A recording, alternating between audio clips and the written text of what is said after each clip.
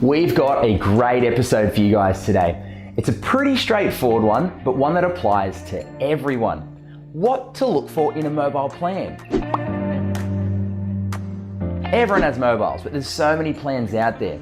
There's plans that different carriers in Australia have released that have completely unlimited data. And there's other plans that really severely limit you.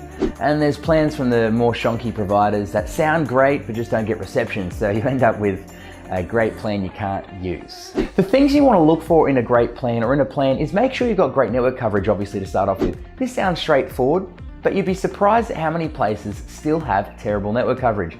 A story that still holds true now is one of the major providers in Australia, starting with the letter T and ending with Elstra, doesn't have reception at my parents' place. So I have reception everywhere else, but Dad has this special chair that if you sit in the yard, you get reception. Everywhere else it doesn't work. And you just think, wow, what a silly thing, but it's still a thing. And they're changing these things from 3G to 4, from 4 to G to 5, and you've got all these other different things happening. And that is going to increase your speed, but not your availability or coverage. It's going to make it great in built up areas, but not in rural areas or anywhere, even just high density residential areas, you could still have problems with. So make sure you check it out. And ask some friends to come around to your house or come around to your business or wherever it happens that you think you're going to be using your mobile most, because that's the other thing in business. It might be great at the business, but you probably have your business phones at your business. You want your mobiles to be working when you're not at the business. So have them come around and just check it out. Sometimes when it's raining, it works okay. Sometimes it doesn't. I know where I'm at. Optus works okay. Telstra works most of the time, but they both sort of fade in and out occasionally. So you just got to sort of be careful.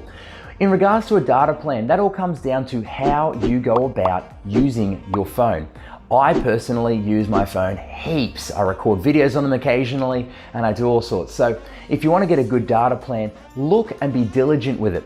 Sometimes you have providers, I know Vodafone have this plan at the moment which allows for you to get like 50 gig of data or something for $15 or $20. Or it'll be changed by the time I have this video released, but they do it for 2 months and then they halve or third the data and they only give that to new customers, which I think is a bit rude. So make sure you read the fine print when you go in to get all this data if data is important for you. Most plans now that have any sort of weight have unlimited calls to mobiles, landlines, unlimited SMSs, unlimited MMSs, and all the standard jazz. Some of the things they might not have is call forwarding. I was so surprised that a lot of the major carriers do not have call forwarding included for free to anything but voicemail. So check on your call forwarding. Check on call waiting. Again, another technology that's been around forever. What are they doing? Removing that sort of stuff.